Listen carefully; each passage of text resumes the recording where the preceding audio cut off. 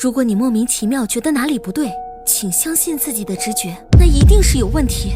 那天本想着在家对面的商场里随便逛逛，然而就在我刚走进商场没多久，一个长相清纯的女孩就迎面朝我走来。看着她笑容满面的样子，我也不好意思地对她笑笑以示礼貌。殊不知正是因为我这一笑，似乎让女孩找到了突破口。只见她一脸谄媚的样子凑了过来。女士你好，我是楼上美容店的，现在我们店里正在做活动，可以为你免费做一次皮肤保养，有兴趣了解一下吗？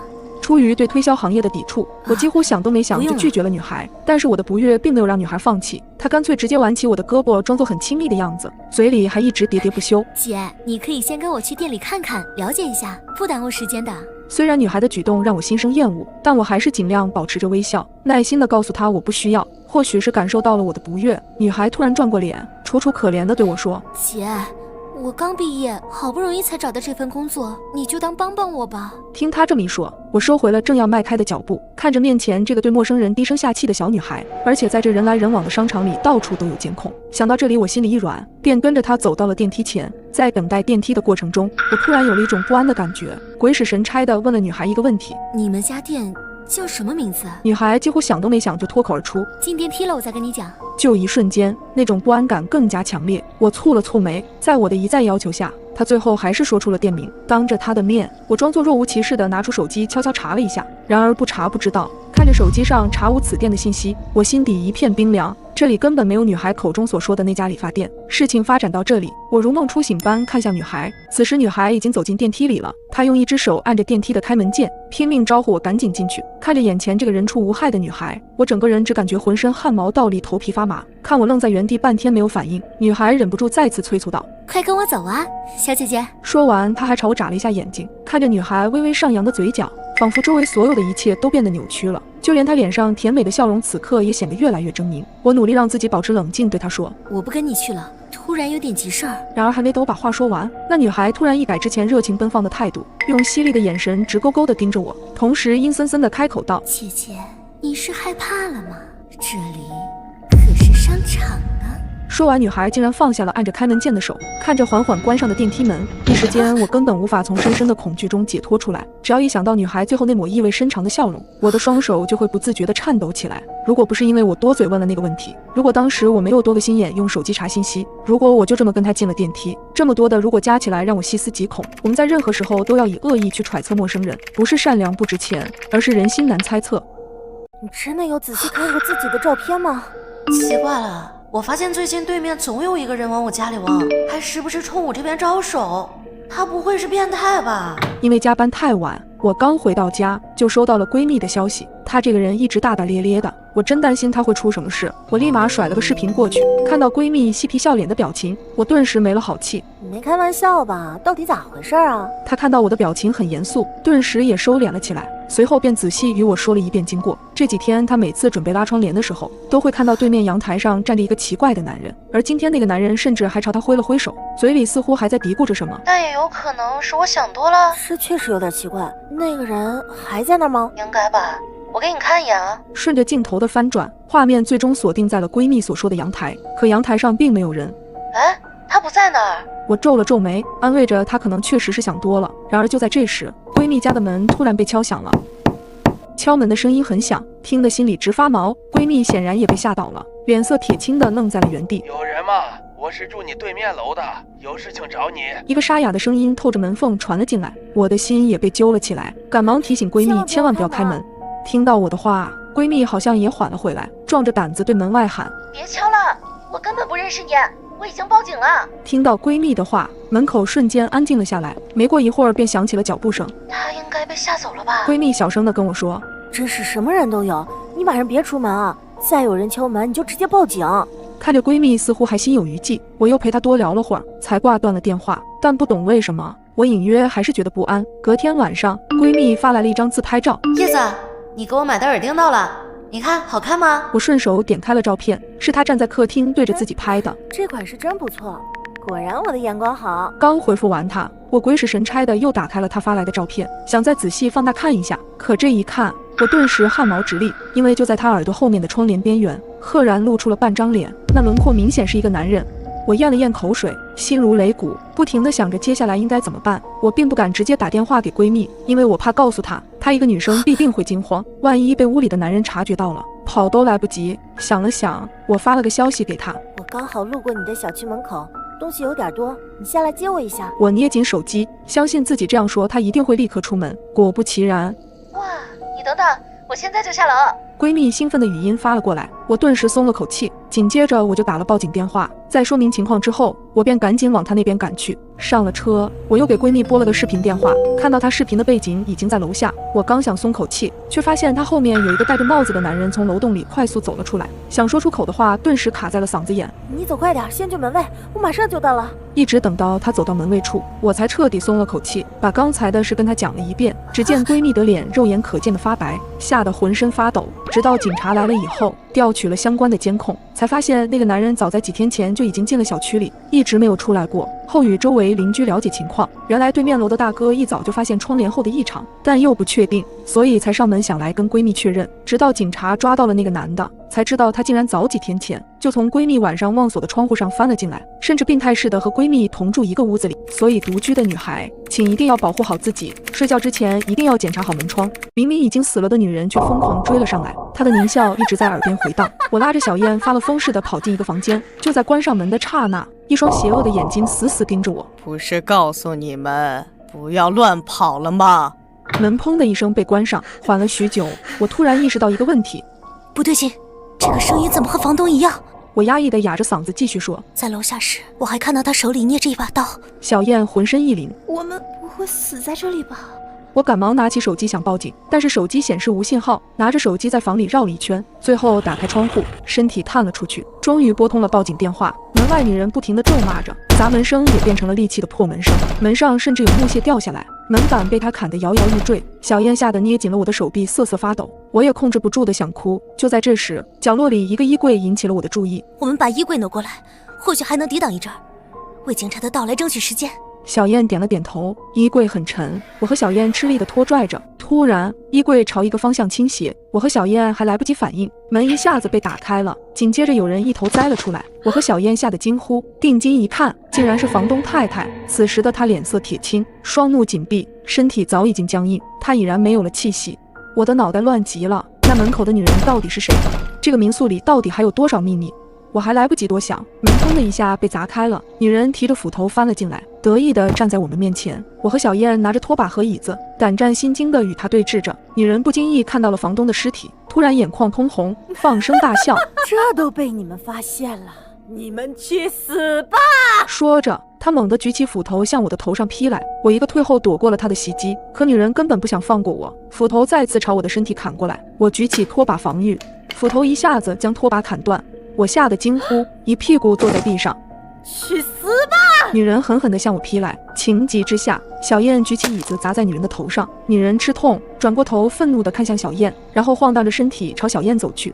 小心！我尖叫着提醒小燕，然后将手里的木棒砸向女人的脑袋，直接在她的额头留下了一个口子。女人伸手去擦额头的血渍，小燕趁机再次狠狠砸向她的头。女人的身子终于软软地倒在地上。随后，我和小燕合力将她绑在椅子上，直到警察的到来，她还一直在昏迷。女人清醒后供述了全部案情。女人和房东是母女，她还有一个双胞胎姐姐，两人几乎长得一模一样。母女三人一直相依为命。也就在前天，姐妹俩闹了矛盾，生性敏感好胜的妹妹一直嫉妒姐姐的优秀，失手杀死了姐姐。而这一幕又恰巧被妈妈看到，在妈妈劝她自首的时候，她气愤于妈妈偏向死去的姐姐，于是她又对妈妈动了手。回过神来后，妈妈和姐姐已经再也没有了呼吸，她很后悔也很自责，甚至导致她严重精神分裂。凭借她很好的化妆技术，经常扮演起着不同的角色，可能在她的世界里，她的家人还都在吧。而自始至终，我和小燕面对的都是同一个人。我从来没想过住个民宿会遇到这么恐怖的事情。房东太太的脸毫无征兆地出现在我的面前，那斑驳的皱纹和浑浊的眼睛在微光的照耀下透着一分诡异。你在床底下做什么？她苍老的声音带着丝丝凉意。你吓到我了。我从床底下爬出来，故作淡定地说，刚才我听到这房间有动静，以为是老鼠，忍不住进来瞧瞧。我知道我的借口有些牵强，房东的眼睛正死死盯着我，他突然凑近我，声音充满了令人浑身发毛的黏腻感。小姑娘，胆子太大可不是什么好事。我僵硬地冲他点了点头。房东突然咧嘴笑了一下，山里寒气重，早点回去休息吧。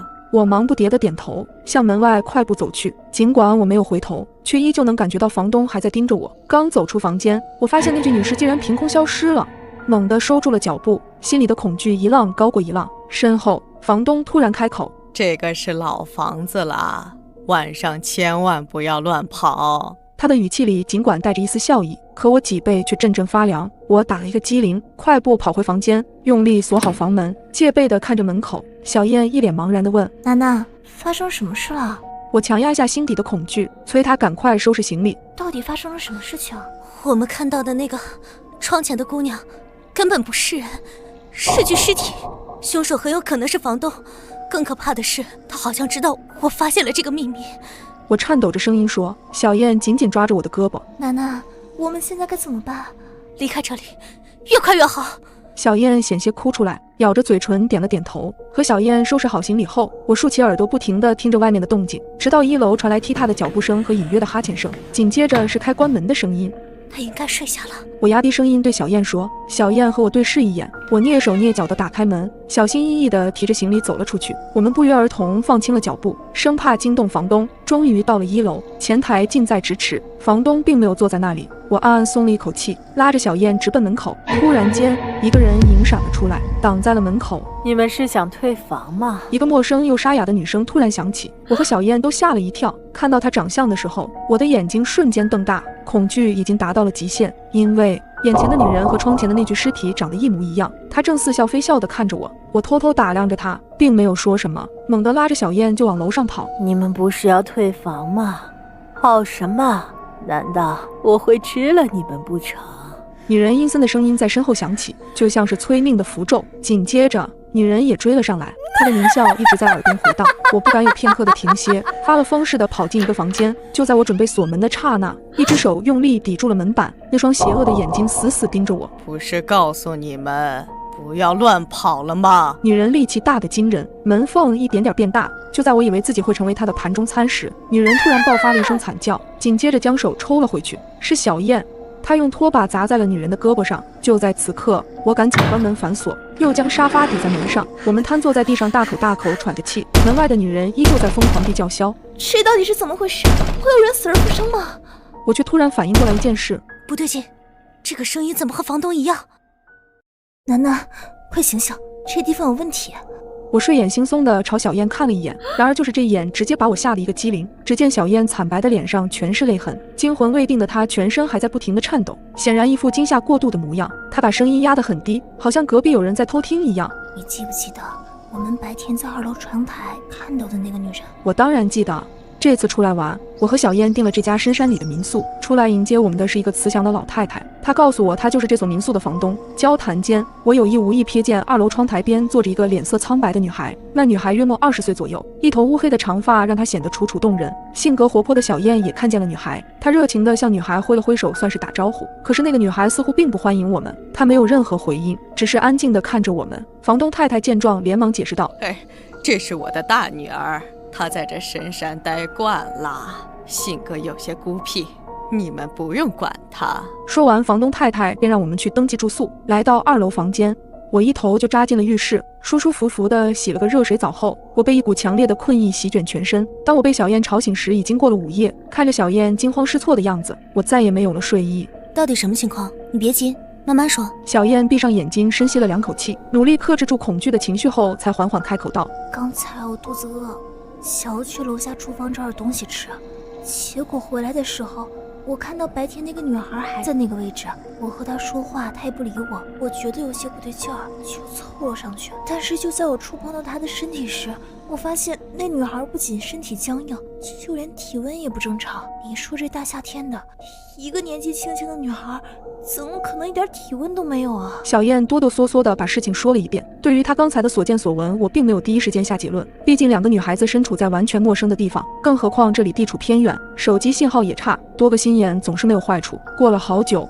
等小燕情绪渐渐稳定下来后，我轻声安抚道：“你别担心了，我出去看一眼。”走出房间，我一眼就看到了那个女孩，女孩确实就坐在白天那个位置。趁着一阵风吹过，我借口有点冷，想让她帮忙关上窗户，可是女孩却依旧纹丝不动地坐着。无奈我只能快步走上前去关上窗户。可就在我转身的时候，意想不到的事情发生了。因为走廊灯光昏暗，我一个不小心撞到了女孩，然而她就这么直挺挺地倒在了地上。我来不及想太多，急忙向她道歉，并伸出手想要将她扶起来。可当我触碰到她手臂的瞬间，一股强烈的恐惧感便油然而生。那女孩的手实在是太冰了，正如小燕所说，这根本不可能是正常人的体温。借着走廊上的灯光，我凑近女孩看了一眼，只见女孩整张脸上虽然盖着一层厚厚的粉，但还是盖不住原本的青灰色，薄薄的嘴唇也是毫无血色。然而更夸张的是，此刻被我撞倒后，她不仅没有任何表情，甚至就连眼睛都没有眨一下。我颤抖着将手伸到她的鼻子下面，几秒钟之后，我彻底愣住了。这个女孩根本不是人，而是一具尸体。当我条件反射就要惊叫出声的时候，楼梯上传来了一阵脚步声。我们就住在2楼，小燕在房间里，根本不可能走楼梯，那只能是房东太太了。或许是刚才女孩倒在地上发出的声音吵醒了她。接着我脑海里产生了一个念头，我不能让她发现我在这里。当一个人被逼到绝境时，自己的潜能必定会被激发出来。我一咬牙，闭着眼睛扶起地上的尸体，并把它恢复成原来的样子，然后一闪身就躲进了旁边房间的床底下。随着脚步声越来越近，我的心也跟着越跳越快。我拼命祈求上天千万别让房东太太发现我。房东太太进了房间，绕着走了2圈。就在我以为她要离开时，突然她的脸毫无征兆地出现在我面前。你是否也有怀疑自己生活在平行世界里？这是发生在我初中时候的事情了。那天半夜，由于睡前喝多了水被憋醒了，也懒得开灯，就直接爬起来往厕所走去。迷迷糊糊的上完厕所后，便起身准备洗完手继续回房睡觉。不经意间，我扫了一眼墙上的镜子，赫然发现镜子里出现了一个陌生的女人。我僵硬地看向背后，可是我的身后并没有人。我再次转过头，镜子里的女人还在，她依旧在看着我。顿时，我汗毛都竖了起来，尖叫着跑回卧室，用被子将整个人盖住，躲在里面瑟瑟发抖。妈妈匆忙地跑了进来，我泪流满面地描述了刚才发生的事情。妈妈的脸色有些难看，紧张地打开了灯，查找了房子里的所有角落，并没有发现任何异常。在妈妈的安抚下，我再次睡着了。第二天，心有余悸的我跟妈妈谈起了这件事。我依稀记得妈妈告诉我说，是我睡觉睡懵，或者是做梦了。我摸了摸脑袋，半信半疑。后面很长一段时间，夜里睡觉时，我都会开着电灯，上厕所时也不敢看镜子。好在那个女人再也没有出现过。渐渐的，我遗忘了这件事，事情就这样过去了很多年。我今年30了，前几天半夜我又突然醒了，起床去上厕所。按照惯例，我站在洗漱台前洗了洗手，突然我竟然清晰地想起了小时候的那件事。抬眼往镜子看去，瞬间惊出一身冷汗。镜子里清晰地倒影出我自己的模样，而镜子里的我竟然就是我小时候看见的那个陌生的女人，连惊恐的感觉都一模一样。半夜，一个男人站在家门口砸门，我刚想和他理论，却发现了他手里明晃晃带着血渍的刀。大学毕业后，我搬进了马几小区。这个小区的硬件不错，一个人住也很畅快。唯一让我头疼的是，楼上住着一个熊孩子和他不靠谱的爸妈。晚上，熊孩子总喜欢蹦蹦跳跳，砰砰的响动让我很是烦躁。周末在家时，楼上的响动更大，拍球声、跑步声让我连懒觉都睡不成。我上楼敲过好几次门，跟孩子父母理论，前几次都是他妈妈出现，一副和稀泥的状态。而这次我理论完后，刚想转身回家，却无意瞥到他家门后，一双眼睛死死地盯着我。我被盯得有些毛毛的，这个是那熊孩子的爸爸吧？不知为何，我心里有些打鼓。回家后心里也总有些不平静。熊孩子还特别喜欢乱按电梯，群里的邻居抱怨过很多次，但是他的父母从未在群里道歉。当时我看着手机，暗暗叹了口气，想到那个爸爸的眼神，要不是他家太吵闹，我是真不想和他们有太多接触。直到前几天妈妈来我这边玩，原本我们在客厅里聊天看电视，好不惬意。突然间，楼上传来一声巨响，是重物落地的声音，紧接着一阵争吵声响起，一声比一声高，中间还夹杂着熊孩子的哭声。看着争吵的势头，一时半会儿不会停止，我的好心情一下子被破坏。可能是妈妈在这里，我开始向她吐槽楼上扰民的种种。楼上的动静越来越大，毫无停止的意思。今天我一定要和他们好好理论一番。我做出一个撸胳膊挽袖子的动作，都是邻居，低头不见抬头见的，闹得太僵不好。妈妈一下子拉住我，柔声劝说。我叹了口气，认命的戴上耳机刷视频。可没过多久，一声女人的惨叫和巨大的响动，吓得我赶紧摘掉耳机。妈妈脸色煞白，伸手指了指楼上。我刚想开口询问，她却伸手做了一个虚的手势，随后迅速起身将灯关了。房间瞬间陷入了黑暗。妈，你干什么？别出声！我妈拉住了我的胳膊，隐约间她的手心汗淋淋的。我们在黑暗中沉默着。我一脸茫然，不太清楚妈妈这样做的目的。几秒钟后，楼上传来开门声，接着一阵敲门声响起。我轻手轻脚地挪到了门边，在猫眼上观望着外面的动静。楼上始终没人开门，敲门声戛然而止，接着是脚步声由远及近。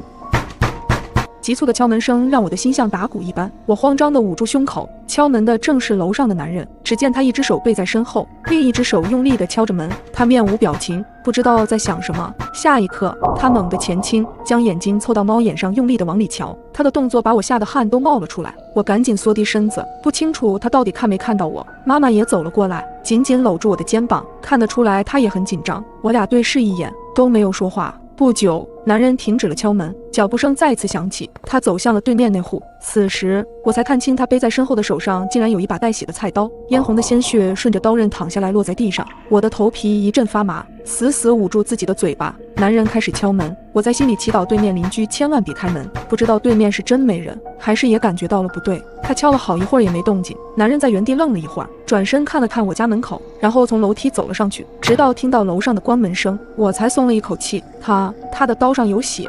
我颤抖着和我妈说，赶紧报警。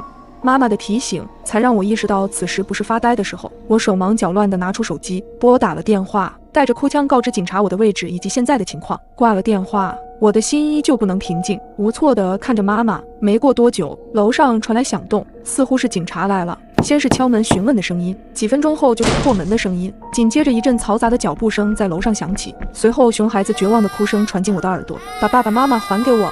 没过一会儿，警察敲响了我家的房门，来找我录口供。从警察的口中得知，楼上的女人和丈夫发生了口角，已经被丈夫残忍杀害。案发时，男人把熊孩子锁在了卧室。男人挨家挨户敲门的目的好像就是为了找个垫背的，他手上的菜刀就是佐证。得知这个情况后，我不禁有些后怕，如果当时我妈没在，我直接开门了，那后果真的难以想象。你搭车时遇到最可怕的事是什么呢？劫后余生的我，现在想起还是惶惶不安。写完手上最后的 PPT， 我打着哈欠离开了办公楼。爸爸早已经等候在门口，疲惫地上了爸爸的出租车，困意渐渐向我袭来。我闭上眼睛打盹，猛地一个急刹车，我吓了一激灵。突然间，车窗外出现一个黑影，整个人几乎贴在玻璃上。车灯下的他戴着黑色的口罩和一副眼镜，五官被挡住了大半。哎呀，你这人怎么回事啊？突然跳出来拦车，把你撞到怎么办？爸爸生气地质问男人。不好意思，我朋友喝多了，我想送他回家，可惜这里不好打车。大哥，你能不能捎我们一程？太晚了，车打烊了。我对男人说。男人此时才留意到副驾上的我，两束冷冷的目光射向我，我被他看得有些发毛，不自觉地挪了挪身子，把眼神转向另一边。大哥，行好吧，我多加钱行吗？给你3倍车费。男人冲着爸爸不停作揖。那行吧，你赶紧把他扶上来。爸爸妥协地说。下一秒，男人打开后车门，然后快步走到路边的大树旁，费力地从树后抱出一名瘦高的男人。爸爸见他有些吃力，下车准备帮忙。我一个人就行，我朋友不喜欢外人碰他。我留意到男人怀里的朋友脑袋低垂着，手也是无力地垂了下去，一副完全没有意识的模样。这是把酒当水喝了吧？我爸在旁边说着。男人先是把朋友塞进后座，紧接着也钻了进来。朋友身子向前倾斜，险些跌倒。我本能的伸手想要去扶他，却被男人用力把手拍开。不需要。男人阴沉地警告我。我的手背瞬间火辣辣的疼，怒气嗖地冒了出来，咬牙切齿地说：不识好歹。男人并没有搭理我，只是死死压着朋友。我偷瞟了朋友几眼，他脸色发白，双眼紧闭，从始至终没发出任何声音。车子一路前行，走出一段距离后，我的脑袋轰的一下，额头渗出冷汗。车窗明明是关着的，可车里没有一丝酒精的味道。这个朋友从上车到现在一动不动，甚至连呼吸声都没有。他不会是死了吧？这个念头把我自己吓了一跳。我再次把目光投向男人的朋友，他依旧头低垂着，眼皮动也不动。男人似乎感受到了我打量的目光，猛地看向我。我心虚地吞了吞口水。男人挑了挑眉毛，解释道：我这朋友酒量不好，喝醉了睡得就像死猪一样。我透过后视镜望去，那人的口鼻一直扎在男人的肩膀上，难道不怕窒息吗？就在我疑惑间，一只野猫莫名从路边窜了出来，爸爸直接来了一脚急刹车。我的旁边突然窜出一个人影，是后座的那个朋友。爸爸的所有注意力都在那只野猫上，不高兴地咒骂了几句，而我却清晰地看到朋友的嘴角里有血淌出来，惨白的脸上没有一丝表情。男人将朋友扯了起来，我的脸瞬间煞白，这个朋友竟然没有呼吸。我现在100%确认他是一具尸体，恐惧让我的心脏快要跳了出来。我该怎么办？装作视而不见，还是想办法报警？我小心翼翼地将手机摸了出来，你想干什么？一道阴狠的声音在我耳边响起，我的手机直接被夺走了。你知道了对吧？男人眼神看向那具尸体。什么？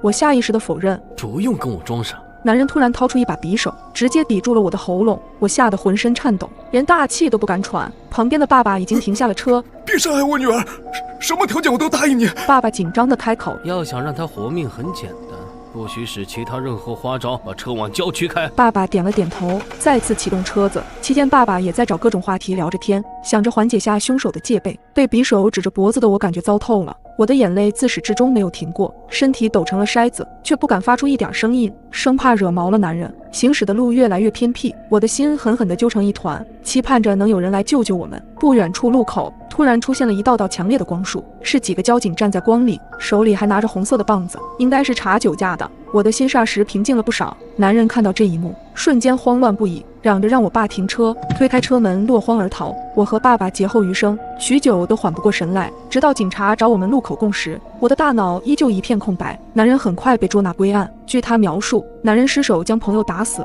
害怕事情败露，就打算抛尸荒野。遇到我们之前，已经背着死者走了3、4条街了。在他没力气时，恰巧看到爸爸的出租车。如果半夜你听到室友的呼救，你会继续装睡还是醒来帮他？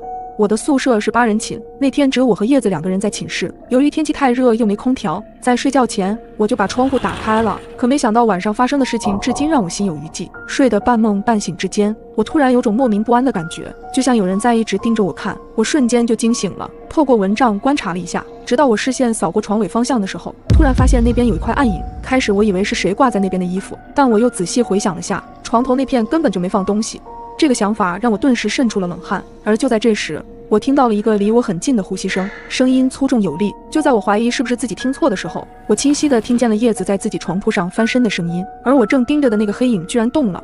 只见他缓缓移动到我的床边，此时我终于看清楚了，那是一个男人的身影，他应该是站在我床头一直盯着我看。我吓得一动不敢动，虽然是夏天，但我从头到脚都凉透了，我整个人也都吓傻了。2个弱女子的宿舍进来了一个男的，我身边就一个关机了的手机，能用来干嘛？从我醒来到发现对方，我足足盯着他看了将近1分钟。我不确定他到底有没有发现我醒了，他究竟是怎么进来的？我确认睡觉前反锁了房门，难道是窗户？可这里是2楼啊！想到这，我顿时肠子都悔青了。僵持间，我看着他缓慢地走到我床边的桌子上，拿起我放在那边的一些钱，清点了起来。我微微松了口气，他应该是没发现我醒了。我一边盯着他，一边思考着对策。首先，我手机关机，求救的话要先开手机，但开机后会有声音，绝对会被发现。不行。接着，我又想着要不要开门向其他宿舍求救，但我从床铺到大门有好几米远，门还是反锁的，中间耗时太长，万一男人随身带了什么武器，还是不行。也完全没有想过一个人单挑制服对方，我也肯定打不过。叶子还在睡觉，也帮不上忙，没办法，只能走一步看一步了。但我在害怕的时候会不自控地微微发抖，咽口水。我一边努力控制住生理反应，一边观察对方的动作。他一直在翻动着什么东西。过了好一会儿，就在我觉得自己浑身都僵了的时候，他的身影消失在我的视野范围内，脚步声依旧在宿舍内徘徊，伴随着轻微翻找东西的声音。这些声音刺激着我的耳朵，告诉我对方一直在。因为怕被他发现我醒着，也不敢转头去看那人现在在哪。不知道过了多久，声音突然全部消失了，整个宿舍一片寂静，只有叶子翻身的声音偶尔传来。他是不是走了？我鼓起勇气，轻轻转头观察着宿舍。突然，我在叶子的床边又看到了他，他直挺挺地站在那里，一动不动。刚刚想放下的心又提起来。叶子的惨叫声传来，我心里顿时咯噔了一下。趁着室友的声音，我立马爬起身，将手机开机，用着发抖的声音冲他喊：叶子，你怎么了？有人摸我。他的声音带着哭腔。此时我的手机已经开机了，打开灯光照向叶子的方向，就发现那个男的依旧直直地站在他床边，有可能被他的叫声吓到了。当时我也特别害怕，也完全想不到趁这个时间拿东西自卫什么的，脑袋都是空的，只想让他赶紧走，于是直接就对着那个男的大喊：你是谁？快走！那男的可能也被我喊得清醒了一点，没再直愣愣地杵着。几秒钟后，我听见对方落地的声音，接着是离开的脚步声。确认他真走了以后，我赶紧开灯，跑去窗边锁好窗户。锁上窗户的那一刻，我才真的算放下了心，腿软地坐在地上。随后通知宿管和保安，报了警。后续由于快放暑假了，我也不知道最后有没有抓到那个人。如果当时叶子喊我的时候，我沉默装睡，真的难以想象男人会做出什么事。但是从此以后，我们寝室再也不敢开窗睡觉了。为什么他总会莫名其妙地出现在我家里？我是一名婚纱店的店员，刚准备下班就接到了男友的视频。就在我们隔着屏幕甜言蜜语时，却看到男友神色慌张，一脸愕然地盯着我。怎么了？男友眼珠子来回转动，却没有开口，用手指了指我的身后。我瞬间后背一凉，猛地转过身去，在距我脸很近的距离站着一个人，漆黑空洞的眼睛直勾勾地看着我。我尖叫出声，手机也掉在地上。男友在那端着急地问我怎么了。这时，女人的身后闪出一张熟悉的脸，是老板。这是我新进的模特，哈，不好意思，吓到你了。老板将模特摆放好，我压了压惊，点点头。老板走之前对我说：“快下雨了，你也早点回家吧，女孩子晚上不安全。”他刚说完，一股阴冷的风刮进来，我打了个哆嗦。老板离开后，我的心里隐隐不安，看着那个模特，好像冲我翘了翘嘴角。我瞬间头皮发麻，赶紧锁紧店门，溜之大吉。次日天还未亮，电话铃声催命似的响个不停。谁啊？我闭着眼，一脸起床气。你昨晚没关店门。老板阴郁的声音让我睡意全无。关了呀，我昨天锁好门才离开的。店里失窃了。什么？我的心颤了一下。报警了吗？没有。老板烦躁地说，店里被盗了。老板却不报警，是脑袋秀逗了吗？丢了什么吗？丢了件婚纱，还有我刚买的那个人体模特。听了老板的话，我整个人是懵的。这个贼不会是个变态吧？我皱了皱眉头，挂断电话，赶紧起床洗漱，推开浴室的门。突然，一张脸毫无征兆地出现在我面前，我吓得尖叫着踹了对方一脚，哐当一声，那人倒在地上。我浑身颤抖着，根本停不下来。过了好一会儿，才眯着眼睛看过去，这不是店里的人体模特吗？他怎么会出现在我的家里？自己长腿跑过来的，还是有人故意想要整我？无论是哪个原因，都足以让我毛骨悚然。我硬着头皮把模特搬回了店里，告诉老板模特是在垃圾场找到的。他意味深长地看了我一眼，人体模特莫名跑进家里的阴影一直挥之不去。于是我辞掉了工作，住进男友的家。入住第3晚，又是狂风暴雨来袭，我有些胆怯，可男友远在千里之外，鞭长莫及。一阵沉闷的敲门声将我吵醒，手机上显示时间清晨4点30分，我的心中掠过一丝恐惧，支起耳朵听着外面的动静。漫长的等待后，敲门声终于停止，我暗暗松了一口气，蹑手蹑脚地下了床，顺着猫眼向外看，走廊里一个人影都没有。我睡意全无，打开了客厅的灯，地板上莫名出现了一排湿漉漉的泥脚印，我的头皮瞬间发麻，用力咬住嘴唇，不让自己叫出声。脚印延续到书房，我屏住呼吸打开门，书房里一个单薄的女人背对着我。你是谁？为什么来我家？我不敢太靠前，咬紧牙关问她。女人没有任何反应，我又重复了一遍，女人依旧没有回头。直觉告诉我有些不对，我深吸一口气，朝她走了过去。在看清她的脸后，我发出凄厉的叫声，又是那个人体模特。警察赶来时，我都没有缓过来，他们对地板上的脚印进行了取证，竟然发现那是我的鞋印。绝不可能！我激动地辩解。宋女士，不久前警方接到婚纱店老板的报警电话，这是店里的监控画面拍到的。警察从容地对我说，画面中我麻利地用石头砸碎了婚纱店玻璃，然后进入店里，目标明确地将那具人体模型抬了出来。一定是哪里弄错，这绝不可能是我！我用力捂着脑袋苦涩地说。那你跟我走一下，配合调查。后经医生诊断，我才知道我患有梦游症和应激创伤失忆症。1年前的4月30号，我和即将结婚的闺蜜开车去旅行，旅行途中，闺蜜为了保护我，丧生在坏人的刀下。这个人体模特神似我的闺蜜，而那晚也在下着大雨。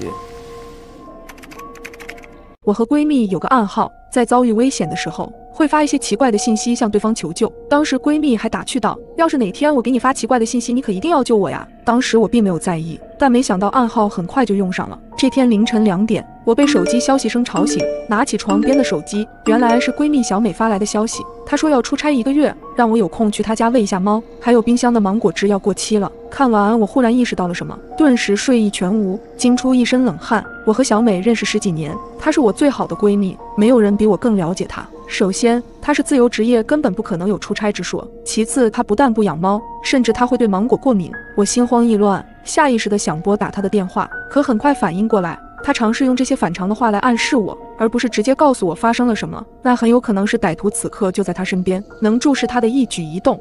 我想打开灯，可外面好像停电了，一片漆黑中，总感觉有无数双眼睛在暗处窥视着我。我紧张的心都要跳出来了。冷静下来后，我先给许江打了电话，随后报了警。许江是我的男友，他很聪明，人也很高大，不管接下来要干嘛，有他在身边，我总会感觉安心一点。见到许江，我立刻扑上去抱住了他，很没形象的大哭起来。大约过了5分钟，警察也到了。经过简单交涉，我们去往了小美家里。刚到门口，便闻到一股血腥味，我不禁打个寒战，不祥的预感油然而生。我呼吸变得急促起来，伸手去包里拿钥匙。人越紧张，越是什么事情都做不好。平时放在包里的钥匙，今天怎么也找不到，似乎看出了我的恐惧。许江从背后轻轻抱住我，不怕，我在呢。我深吸几口气，勉强保持冷静，终于找到了钥匙，打开门。小美家里没有开灯，空气里刺鼻的血腥味让我难以喘息。我紧紧地盯着那扇房门，心里没由来的恐慌。警察率先进去，摸索着打开客厅的灯。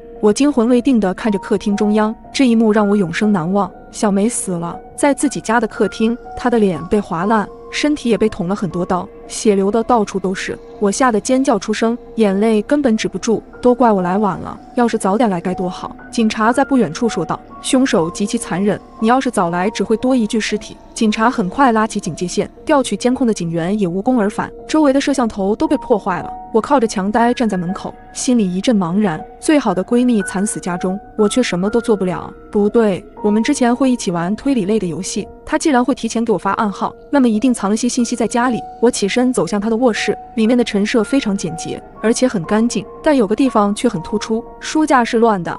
我走过去翻了翻，发现这一堆东西放在一起，最里面有一本书，就好像这一堆杂七杂八的东西是为了掩藏这本书。我打开看了下，有一页被折了起来，上面还有一句话画了线：小心男人。有些人很擅长伪装，伪装谁？